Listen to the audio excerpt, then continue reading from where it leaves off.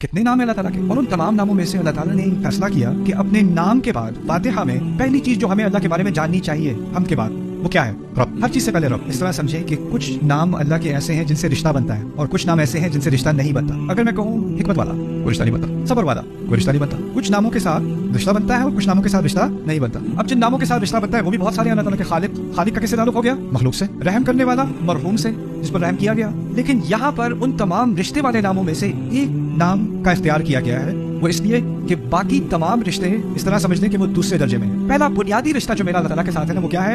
اس رشتے میں اللہ تعالیٰ کا کیا رول ہے؟ رب۔ کیونکہ لفظ اللہ میں رشتہ نہیں ہے، لفظ اللہ میں اللہ تعالیٰ کے تمام اوصاف اکٹھے ہو گئے، ابھی رشتہ قائم نہیں ہوا، ابھی اللہ سے کچھ تعارف ہوا ہے، لیکن اب رشتے کی بات ہو رہی ہے۔ میرا اس سے تعلق کیا ہے؟ وہ تعلق پیدا ہوگا کس لفظ سے؟ رب سے۔ اگر وہ رب ہے تو میں کیا بنا؟